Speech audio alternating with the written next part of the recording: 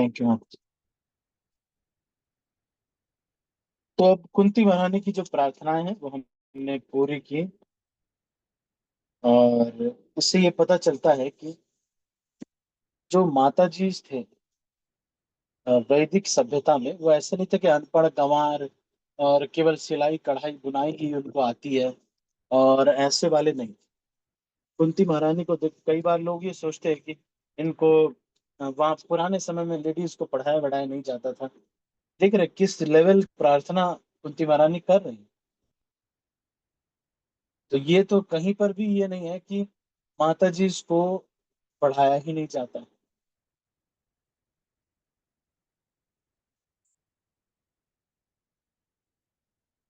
सूत गोस्वामी अब आगे कह रहे हैं, कुंती महारानी की प्रार्थनाएं इतने बड़े बड़े सन्यासी पढ़ते हैं। तो कुंती महारानी कोई सामान्य स्त्री नहीं। और पुराण ये हमें बताता है कि पुराने समय में स्त्रियों को कोई बहुत ओछा स्तर नहीं दिया जाता। हाँ, ये बात सही थी कि कपड़े उतार करके घूमने के लिए अलाउड नहीं था, लेकिन अदरवाइज स्त्रियों को उनकी बातें कितनी मानी जाती है। कुंती माँ माँ होने के नाते बोल देती हैं कि जो भी लाए हो 5 लोगों में बांट लो। तो वो पांचों पांडव बांटते हैं द्रौपदी। अभी उसको शास्त्रोचित करने के लिए फिर व्यास देव स्वयं आते हैं और फिर बताते हैं कि द्रौपदी ने पिछले जन्म में ये मांगा था, 5 बार शिव जी से मांगा था कि मुझे पति चाहिए, पति चाहिए, पति चाहिए, पति चाहिए, पति चाहिए। तो 5 बार शिव जी ने 5 पति दिए।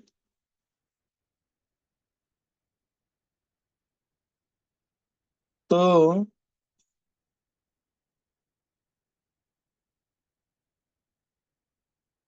और कितने ऊंचे स्तर की प्रार्थनाएं कर रही हैं कि स्नेह पाशम इमं छिंदी दृढ़म विष्णुषु पांडुषु, पांडुषु विष्णुषु, स्नेह पाशम इमं छिंदी दृढ़म पांडुषु विष्णुषु। पांडवों और इनसे मेरे मोह को काट दीजिए। तो ये बहुत ही ऊंची प्रार्थना कुंती महारानी कर रही है। इतनी ऊंची प्रार्थना करने वाली जो कुंती महारानी पढ़ी लिखी नहीं होगी। और माता जी इसकी वैल्यू कितनी है। आप देख रहे कुंती महारानी कुछ भी कहती रही वो पालन हो रहा है। अभी तो आप देखेंगे कि कुंती महारानी के कहने पे भगवान रुक जाते हैं। श्री सूत गोस्वामी ने कहा, इस प्रकार श्री भगवान अपने महिमा गान के लिए चुने हुए शब्दों में कुंती देवी द्वारा की गई प्रार्थना सुनकर मंद मंद मुस्काए। यह मुस्कान उनकी योग शक्ति के समान ही मोहक थी। इस जगत में जो भी वस्तु मोहक होती है वह भगवान की अभिव्यक्ति कहलाती है। इस भौतिक जगत पर प्रभुत्व जताने में प्रवृत्त बद्ध जीव भी उनकी योग शक्ति से मोहित रहते हैं, लेकिन श्री भगवान के भक्त श्री भगवान की महिमा से भिन्न प्रकार से मोहित होते हैं, और श्री भगवान का कृपा पूर्ण आशीर्वाद उन्हें प्राप्त होता रहता है। उनकी शक्ति का प्रदर्शन भिन्न प्रकार से होता है, जिस प्रकार की विद्युत शक्ति विविध क्षमताओं में कार्य करती है। श्रीमती कुंती ने भगवान की प्रार्थना में उनकी महिमा का मात्र एक अल्पांश का कथन किया है। उनके सभी भक्त इसी प्रकार से चुने हुए शब्दों से उनकी पूजा करते हैं, और इसी कारण श्री भगवान उत्तम श्लोक कहे जाते हैं। यद्यपि श्री भगवान की महिमा का वर्णन चुने हुए शब्दों से कितना ही क्यों न हो, तथापि वह पर्याप्त नहीं है। फिर भी वे ऐसी प्रार्थनाओं से उसी प्रकार तुष्ट हो जाते हैं इस प्रकार पिता अपने छोटे से बालक की तोतली बोली से प्रसन्न हो जाए। माया शब्द का प्रयोग भ्रम तथा कृपा दोनों के अर्थों में होता है, लेकिन यहाँ पर माया शब्द कुंती देवी पर भगवान की कृपा के भाव में प्रयोग हुआ है।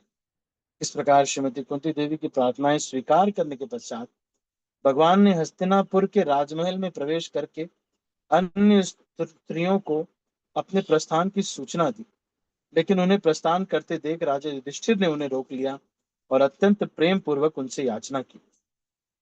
तो अब भगवान जाने लगे,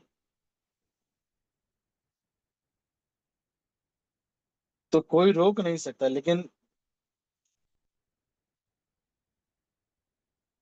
युधिष्ठिर महाराज ने फिर से इनको कहा कि आप रुक जाइए। तो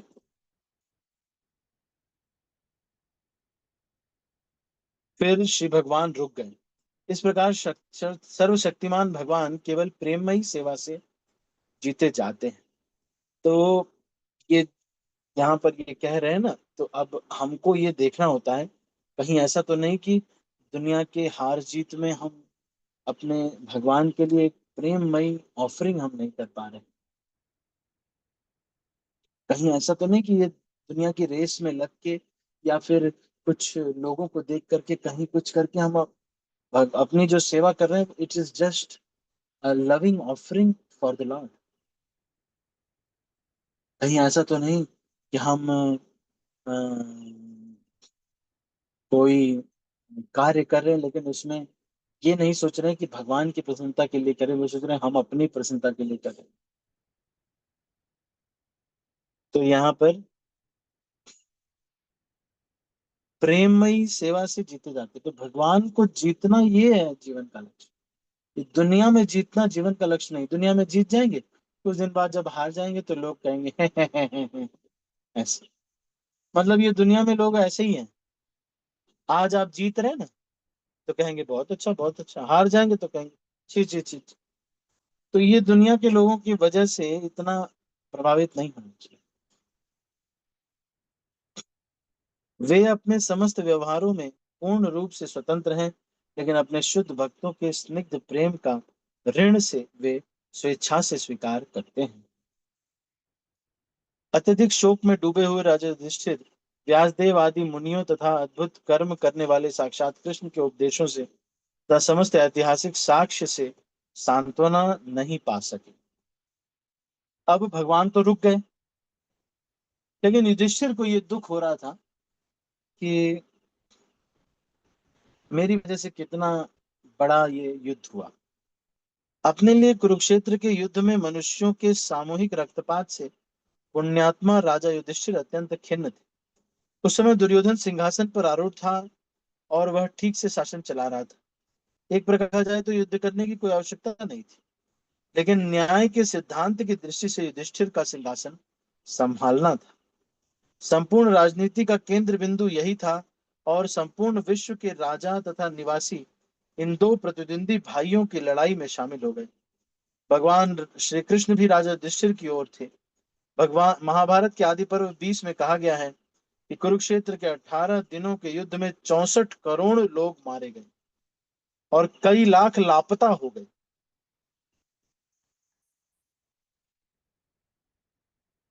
एक प्रकार से विगत 5000 वर्षों में यह विश्व का भीषणतम युद्ध था। महाराज युधिष्ठिर को मात्र सिंहासन दिलाने हेतु यह सामूहिक वध मन को भयंकर दुख देने वाला था। अतएव श्रील व्यास देव जैसे मुनियों ने तथा स्वयं भगवान कृष्ण ने इतिहासों के साक्ष्य से उन्हें यह विश्वास दिलाना चाहा कि युद्ध न्याय संगत था, क्योंकि इसका कारण न्याय संगत था। लेकिन महाराज युधिष्ठिर संतुष्ट नहीं हुए। यद्यपि उस समय के महान पुरुषों ने उन्हें उपदेश दिया, यहाँ पर भगवान श्री कृष्ण को अति मानवीय कर्म करने वाला कहा गया है, लेकिन इस विषय में न तो श्रील व्यासदेव और न ही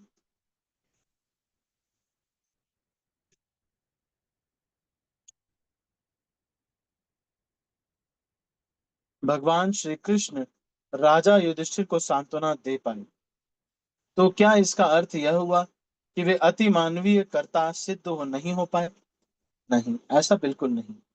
इसकी विवेचना यह है कि श्री भगवान ने ईश्वर के रूप में राजा युधिष्ठिर तथा श्री व्यास देव दोनों के ही हृदय में स्थित होकर इससे भी अधिक अतिमान्य कार्य किया, क्योंकि श्री भगवान की इच्छा थी। राजा युधिष्ठिर के परमात्मा के रूप में उन्होंने राजा को व्यास देव एवं स्वयं एवं अन्य व्यक्तियों के शब्दों में आश्वस्त नहीं होने दिया, क्योंकि वे चाहते थे कि राजा मरणासन्न भीष्मदेव से उपदेश ग्रहण करें, जो श्री भगवान के एक और महान भक्त। भगवान चाहते थे कि अपने भौतिक अस्तित्व के अंतिम समय में महान योद्धा भीष्मदेव उनका साक्षात दर्शन करें और उस समय सिंहासन आरूढ़ अपने पौत्रों राजा युधिष्ठिर इत्यादि को देखें और इस प्रकार शांति पूर्वक मृत्यु को प्राप्त हों। भीष्मदेव पांडवों के विरुद्ध युद्ध करने के कारण तनिक भी प्रसन्न न थे, क्योंकि सारे पांडव उनके पितृविहीन पौत्र ही तो थे। लेकिन क्षत्रिय जन अत्यंत कठोर होते हैं, अतएव उन्हें दुर्योधन का पक्ष ग्रहण करना पड़ा, क्योंकि दुर्योधन के द्वारा ही उनका भरण पोषण हो रहा था। इसके विपरीत अतिरिक्त श्री भगवान की यह इच्छा भी थी कि राजा युधिष्ठिर भीष्मदेव के वचनों से सांत्वना पाए, जिससे दुनिया देख सके कि भीष्मदेव ज्ञान में सबसे, यहाँ तक कि भगवान से भी बढ़कर थे। तो आप में से कोई बता सकता है कि भीष्म देव को क्या कहा जाता है?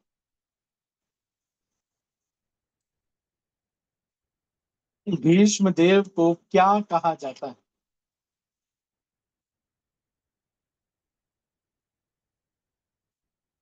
इस कॉन्टेक्स्ट में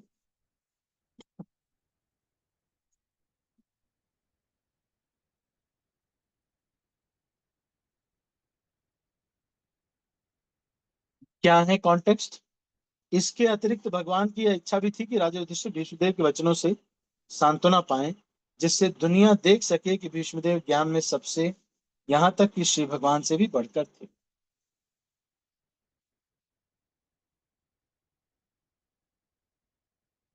बता सकता है कोई?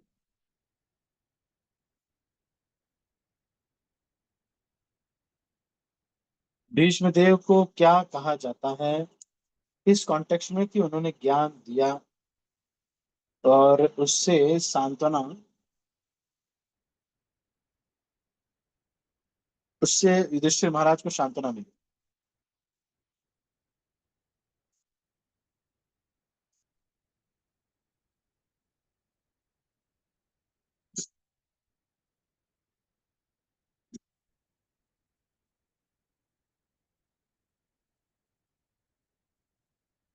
तो सारे पांडव उनके पितृविहीन पौत्र थे। तो ये जो दिखा रहा है यहाँ पर कि भीष्मदेव महा जो महाजन है, क्योंकि वो राजा युधिष्ठिर को जब ज्ञान दिए तो उससे फिर उन्होंने क्या किया, सांत्वना पाई। तो भीष्मदेव क्या है? महाजन, 12 महाजनों में से। धर्मपुत्र राजा युधिष्ठिर अपने मित्रों की मृत्यु से अभिभूत थे और सामान्य भौतिकतावादी मनुष्य की तरह शोक संतप्त थे। हे मुनियों, इस प्रकार स्नेह से मोहग्रस्त होकर वे बोले। तो यद्यपि ऐसी अपेक्षा नहीं थी कि महाराज परीक्षित किसी असामान्य मनुष्य की तरह शोक संतप्त हो जाएंगे, लेकिन भगवान की इच्छा से वे स्नेह, सांसारिक स्नेह के कारण मोहग्रस्त हो गए। समझदार व्यक्ति अच्छी प्रकार जानता है कि जीव न तो शरीर है न मन, अपितु वह जीवन की भौतिक अवधारणा से परे है। सामान्य मनुष्य हिंसा तथा अहिंसा को शरीर के संबंध में देखता है, लेकिन यह एक प्रकार का मोह है। प्रत्येक व्यक्ति अपनी वृत्ति के अनुसार कर्तव्य से बंधा हुआ है। क्षत्रिय का कर्तव्य है धर्म के लिए विरोधी पंथ की चिंता न करते हुए युद्ध करना। इस प्रकार कर्तव्य पालन करते हुए मनुष्य को भौतिक शरीर के विनाश से विचलित नहीं होना चाहिए, क्योंकि यह शरीर जीवंत आत्मा का बाहरी पहनावा मात्र है। यह सब महाराज युधिष्ठिर को पता था, लेकिन श्री भगवान की इच्छा से वे एक सामान्य मनुष्य जैसे बन गए, क्योंकि वह इस मोह के पीछे एक दूसरी बहुत बड़ी भावना थी कि राजा को भीष्मदेव उसी प्रकार उपदेश देंगे। इस प्रकार स्वयं श्री भगवान ने अर्जुन को उपदेश दिया था। राजा युधिष्ठिर ने कहा, हाय, मैं सबसे पापी मनुष्य हूँ। तो जरा मेरे हृदय को देखो, जो अज्ञान से भरा है। यह शरीर जो अंततः परोपकार के लिए होता है, उसने अनेकानेक अक्षौहिणी सेनाओं का वध करा दिया है। तो एक अक्षौहिणी में कितने होते हैं? 21,870 रथ, 21,870 हाथी, 1,09,650 पैदल तथा 65,600 घुड़सवार। इतने की व्यूह रचना को अक्षौहिणी कहते हैं। कुरुक्षेत्र के युद्ध में कई अक्षौहिणी सेना मारी गई थी। महाराज युधिष्ठिर संसार के सर्वश्रेष्ठ धर्मात्मा राजा होने के कारण इतनी भारी संख्या में जीवों के वध का उत्तरदायित्व अपने ऊपर लेते हैं, क्योंकि यह युद्ध उन्हें इस सिंहासन पर बिठाने हेतु लड़ा गया। यह शरीर आखिर परोपकार के लिए होता है। जब तक शरीर में प्राण रहता है, तब तक यह परोपकार के लिए होता है, और मरने के पश्चात यह कुत्तों, श्रृगालों द्वारा या कीड़ों द्वारा खा लिया जाता है। दुखी थे कि इस नश्वर शरीर के लिए इतना बड़ा नरसंहार हुआ। मैंने अनेक बालकों, ब्राह्मणों, शुभचिंतकों, मित्रों, बुजुर्गों, गुरुओं तथा भाइयों का वध किया, भले ही मैं लाखों वर्षों तक जीवित रहूं।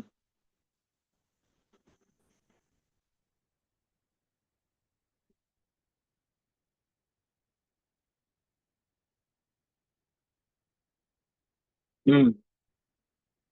मैंने अनेक बालकों, ब्राह्मणों, शुभचिंतकों, मित्रों, बुजुर्गों, गुरुओं तथा भाइयों का वध किया है, भले ही मैं लाखों वर्षों तक जीवित रहूं, लेकिन मैं इन सारे पापों के कारण मिलने वाले नरक से कभी छूट नहीं पाऊंगा। जब भी युद्ध होता है, तब अनेक दो निर्दोष प्राणी,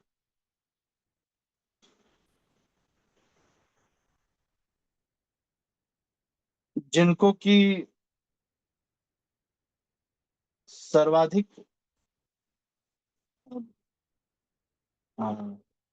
पाप पूर्ण माना गया है, वे भी मारे जाते हैं। ये सब निर्दोष प्राणी हैं और समस्त परिस्थितियों में इनका वध शास्त्रों द्वारा वर्जित है। महाराज युधिष्ठिर को इस सामूहिक संसार का पता था। इसी प्रकार दोनों ही दलों में मित्र, बुजुर्ग तथा शिक्षक थे, और कभी मारे गए, वे सभी मारे गए। उनके लिए ऐसे नरसंहार का सोचना ही भगवान भयावह लगता है। अतः वे केवल करोड़ों वर्षों तक नरक में पड़ने रहने का विचार कर रहे हैं।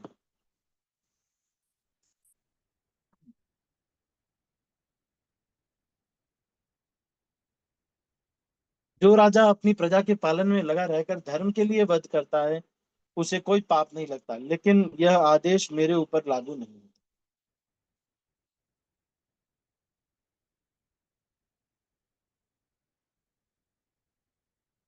तो ये तो था कि ये राजा शासन चला रहे थे, नहीं चला रहे थे, क्योंकि दुर्योधन द्वारा नागरिकों का बिना किसी क्षति के अच्छे से शासन तो चलाया जा रहा था, फिर भी दुर्योधन के हाथों से राज्य छीनना हेतु अपने व्यक्तिगत लाभ के लिए उन्होंने इतने सारे जीवों को का संहार कराया। यह संहार शासन चलाने के दौरान नहीं हुआ था, अपितु अपने आप को बड़ा बताने बनाने हेतु हुआ था। अतएव उन्होंने इस पाप के लिए स्वयं को दोषी समझा। फिर आगे कह रहे, स्त्रीणाम मदभद्बुदम द्रोहो यो साविहोतित कर्मभिर्गर्म गृह में धीये नहीं कल्पो।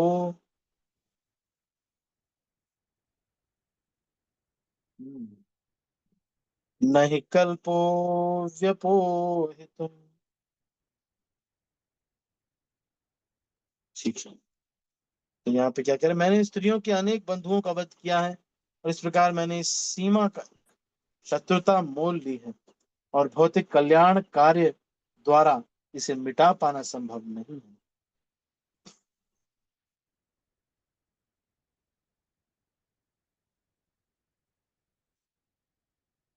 हम्म। सीमा तक शत्रुता मूल्य भांति भौतिक कल्याण द्वारा इसे मिटा पाना संभव नहीं। गृह मेधी वे हैं जिनका एकमात्र कार्य भौतिक संपन्नता के लिए कार्य करना है। तो जो केवल अपनी प्रॉपर्टी, अपना घर, इसकी ही चिंता करते हैं, वो गृह मेधी होते हैं।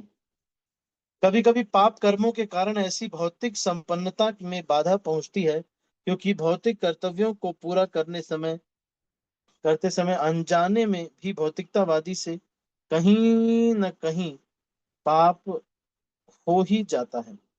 ऐसे पाप कर्मों से छुटकारा पाने हेतु वेदों में कई प्रकार के यज्ञों का विधान है। वेदों में तो यहाँ तक कहा गया है कि अश्वमेध यज्ञ करने से बाहर कीड़े नहीं आएंगे।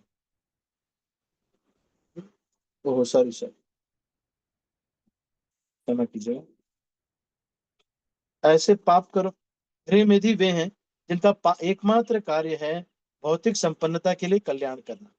कभी कभी पाप कर्मों के कारण ऐसे भौतिक संपन्नता में बाधा पहुंचती है, क्योंकि भौतिक कर्तव्यों को पूरा करते समय अनजाने में भी भौतिकतावादी से कहीं न कहीं पाप हो जाते हैं।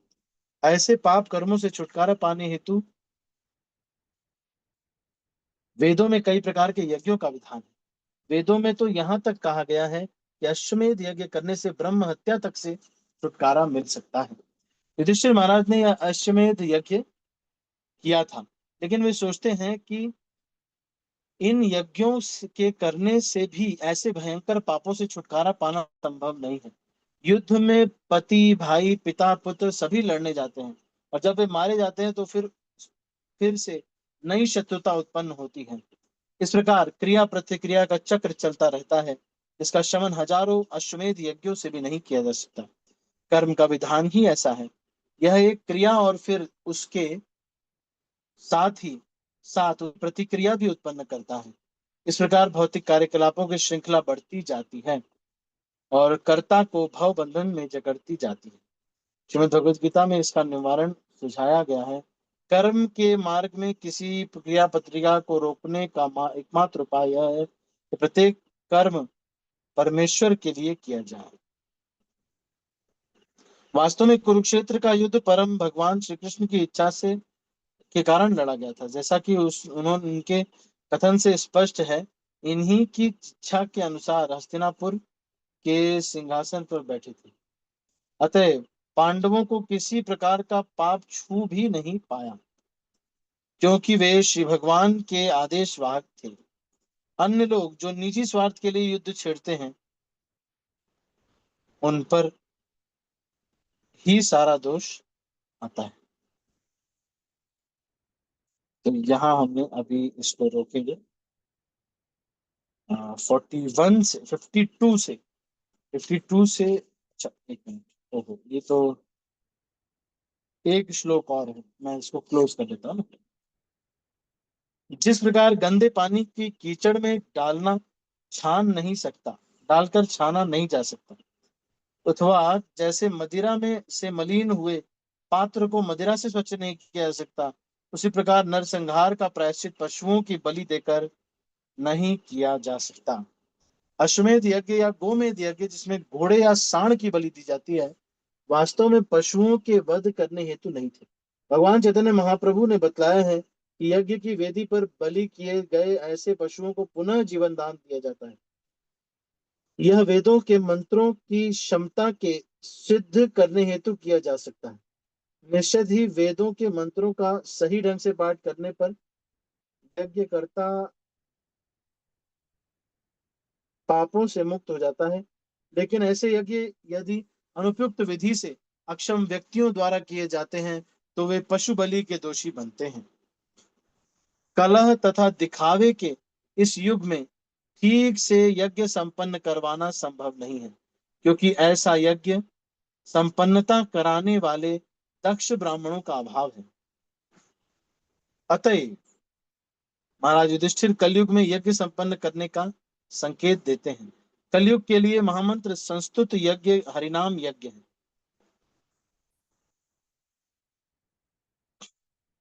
जिसका सूत्रपात भगवान श्री चैतन्य महाप्रभु ने किया। लेकिन किसी को पशु वध करने के पश्चात ऐसा हरिनाम यज्ञ संपन्न करके प्रायश्चित नहीं करना चाहिए। श्री भगवान के भक्त कभी भी स्वार्थवश पशुवध नहीं करते, लेकिन वे क्षत्रिय धर्म का पालन करने से कभी पीछे नहीं हटते, जैसा श्री भगवान ने अर्जुन को आदेश दिया था। अतएव जब प्रत्येक काम श्री भगवान की इच्छा के लिए किया जाता है तो सब ठीक हो जाता है। ऐसा करना भक्तों के लिए ही संभव है। इस प्रकार श्रीमद् भागवतम के प्रथम स्कंद के अंतर्गत महारानी कुंती द्वारा प्रार्थना तथा महाराज परीक्षित की रक्षा नामक 8वें अध्याय के भक्ति वेदांत तात्पर्य पूर्ण हुए। तो यहाँ पर ये चैप्टर जो है ये पूरा हो जाए, 8th चैप्टर। तो हम इसको अभी यहीं पर क्लोज करते हैं। फिर मेरा कोई वेट कर रहे हैं।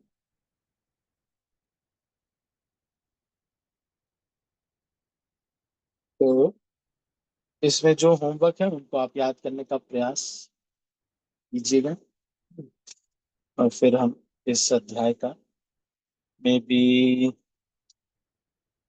नेक्स्ट इसका हम वो करेंगे, भगवान की उपस्थिति में कृष्ण भीष्म देव का दीह त्याग, इसके ऊपर आगे हम चर्चा करेंगे।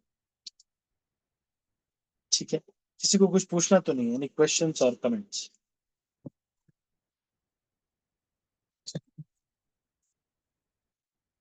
ठीक है, मैं सब भक्तों को अनम्यूट कर रहा हूँ और इस मीटिंग को क्लोज कर रहा हूँ। हरे कृष्ण।